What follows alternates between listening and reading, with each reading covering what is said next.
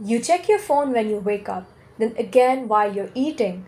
Between two tasks, you finish studying for 5 minutes and somehow your hand is already reaching for it. You're waiting for something? Phone. You're bored? Phone. You're tired? Phone. You feel uncomfortable? Phone. But let me ask you something. What are you actually doing? Are you having fun or are you escaping the reality? Because there's a difference. Sometimes you're genuinely enjoying yourself and that's completely fine. But sometimes you're not even enjoying the phone. You're just trying to not be where you are. Not to think about what happened, not to think about what you have to do, not feel lonely, not feel behind, not feel bored, not sit alone with your thoughts, and that's when entertainment quietly turns into escape. You don't even realize you're doing it. You just keep switching apps, one reel, another, and suddenly 40 minutes are gone.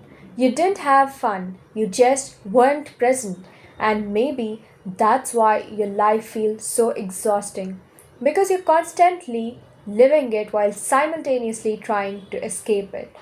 But what if instead of finding better ways to escape your life, you built a life you didn't constantly need to escape from? Not a perfect life, not a rich life, not some Pinterest fantasy where every morning starts with sunlight, coffee, and perfectly clean apartment. A real life, one where you actually feel connected to yourself, one where your days have meaning, one where you don't need to disappear into your phone every time reality gets a little uncomfortable. Because the goal is not to escape the reality better, the goal is to make reality worth coming back to. Stop building a life you constantly need to recover from. Think about your average day. You're exhausted. You procrastinate. You spend hours consuming content. Then you feel guilty for wasting the day. So you promise yourself, tomorrow I'll be different. But tomorrow comes, you overload your schedule, you try to become the most disciplined person alive, you burn yourself out, and then you need another escape cycle.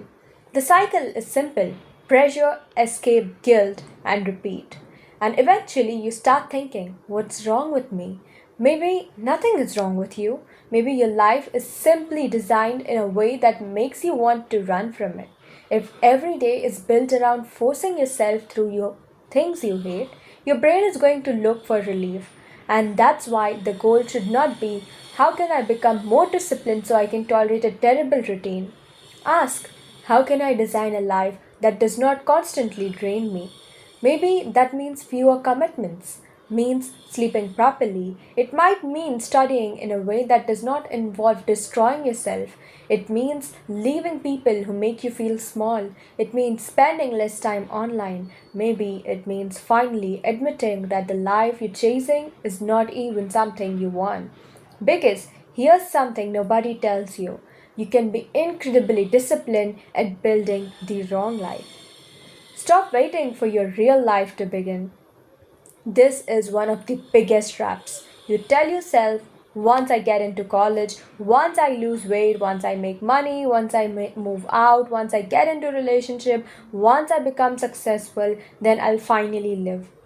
But what if the day never arrives? Or worse, what if it arrives and you still don't know how to live? You can't postpone your entire existence until your circumstances become perfect. Your current life is not a waiting room. This is it. This random afternoon, the boring bedroom, this unfinished assignment, the tiny amount of money, the version of you that still does not have everything figured out. This is part of your life. And if you spend 5 years waiting for life to begin, you'll wake up one day and realize you were alive the entire time. So make your current life slightly better. Not perfect, better. Make your bed, clean your room, go outside, call someone you love, learn something, make something, take yourself somewhere, drink your coffee slowly, put your phone away, work towards something that matters. You don't need a luxury apartment to romanticize your life. Sometimes you just need to be present for it. Build a life that has something to look forward to. This is really underrated. You need things in your life that make you think, I'm excited for tomorrow. Not because tomorrow will be perfect, but because there's something waiting for you. Maybe it's your morning walk. Maybe it's a book you're reading. Maybe it's working on your dream. Maybe it's seeing a friend or starting a little business. It's Friday night. It might simply be becoming better at something. You need anticipation because when every day feels identical, your brain starts searching for stimulation elsewhere. That's when you spend 3 hours scrolling without even realizing it. So create little anchors: a Sunday reset, a Wednesday cafe study session, a Friday movie, morning workout, solo date, project you're building, a skill you're mastering, a hobby nobody's paying you for. Your life does not have to be extraordinary every day. It just needs to contain certain moments that belong to you. And don't underestimate tiny things. A good life is rarely one giant event. It's usually thousands of tiny moments you actually enjoy. Make your life feel like yours. Here's a question: if nobody could see your life, what would you change? Would you still dress the same? Would you still choose the same career? Would you still post the same things? Would you still want the same body? Would you still want the same relationships? Would you still care about being impressive? Or are you building a life that photographs well but feels terrible to live? Because social media has created this strange problem. We are no longer living, we are watching ourselves live. Would this look good? Would people be impressed? What they think if I'm successful? Would they make a good post? And slowly your life becomes a performance. Stop. You're allowed to want things that aren't impressive. You're allowed to have hobbies that don't make money. You're allowed to dress differently. You're allowed to change your mind. You're allowed to have a quiet life. You're allowed to win a big life. You're allowed to be ambitious without being obsessed. Your life does not need to make sense to everyone, it needs to make sense to you. Create a peaceful mind, not just a pretty life. You can have perfect room and still feel miserable inside. You can have a perfect morning routine and still hate yourself. You can have beautiful Pinterest board and still be terrified of your own thoughts. So don't confuse aesthetics with peace. Candles aren't peace. Skincare is not peace. A clean room is not peace. They can create an environment that supports peace, but they can't replace it. Real peace comes from things like not constantly lying to yourself, not chasing people who don't choose you, not saying yes when you mean no, not comparing your behind the scenes to someone else's highlight reel, and carrying every mistake you have ever made into your future. And learning to sit with yourself without immediately reaching for your phone, because sometimes the reason silence feels uncomfortable is because silence is the first place your thoughts can catch you. And you need to learn how to listen. Not every thought deserves to be believed, not every emotion needs to be controlling your behavior, and not every bad day means your life is bad. Emotional maturity is learning how to experience your emotions without letting them become your identity.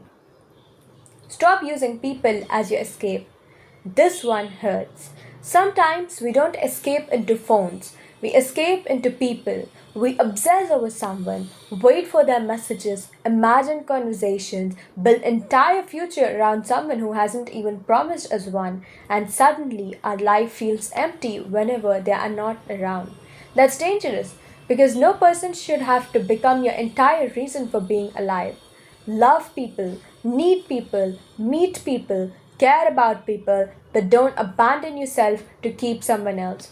Build friendships, build skills, build faith, build your body, build your mind, build your work, build your identity so that if someone leaves, it hurts, but your entire world does not disappear with them. Give yourself something to build. Here's another uncomfortable question: what are you building? Not consuming, not watching, not saving, not planning, building. Building. Because consumption can feel like progress. You can watch 47 productivity videos and feel incredibly motivated without doing a single productive thing. You can save 300 self improvement posts and still be exactly the same person 6 months later. At some point, you do have to choose to close the app and build. Build a body, a business, a skill, a portfolio, a relationship, a home, a community, your character. Because there is a different kind of happiness that comes from looking at something and thinking, I made this. And that feeling cannot be replaced by consuming someone else's life. Make your days small enough to actually live. You don't need a 17-step morning routine to wake up at 4:30. You don't need to work 12 hours a day. You don't need to become a completely different person by next Monday. You need a few things you can actually repeat. Sleep, move your body, do the important work, eat properly, spend time with people you love, have some silence, create something, rest without guilt. That's it. Because consistency is not about making every day impressive, it's about making your life sustainable. A life you can maintain on a bad Tuesday, not just your most motivated one day. Learn to be bored again. This sounds insignificant. It is not. Your brain has become accustomed to constant stimulation. 5 seconds of silence, phone. Waiting for food, phone. As I told you, for every moment we reach out for our phones. And then you wonder why your life is actually boring. You have trained your brain to expect entertainment every few seconds, so you start taking some of it back. Go on walks without your phone, eat without watching something, sit by a window, clean your room with no podcast playing, take a shower without turning it into a content consumption session. Let yourself be bored because boredom gives your mind room to breathe, and sometimes your best ideas are waiting in the silence you've been desperately avoiding. Accept that a good life still has bad days. This is most important part. Creating a life you don't need to escape from does not mean creating a life where you never want to escape. You still will have terrible days.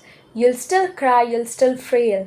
People will disappoint you. Plans will fall apart. You will have days where you don't want to get out of your bed. That's not failure, that's being alive. The goal is not I will never feel bad again.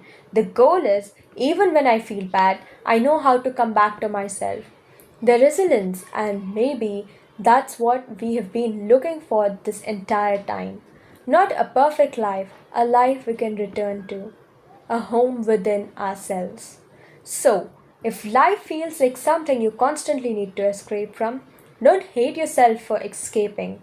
Listen to what the is trying to tell you.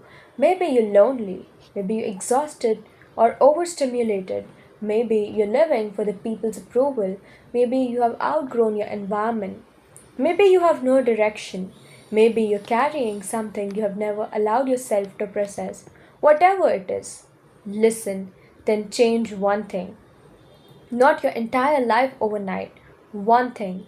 Clean the room, delete the app, send the message, start the project, take the walk, study for 30 minutes, leave the relationship, make the appointment, tell someone you love them, go outside, sleep, start again. Because your dream life probably is not waiting somewhere far away. It's hidden inside hundreds of tiny decisions you make every day. And one day you'll wake up, you'll look around and realize I don't desperately want to be somewhere else anymore. Not because everything is perfect, but because you have finally built a life that feels like home. And maybe that's the real soft life.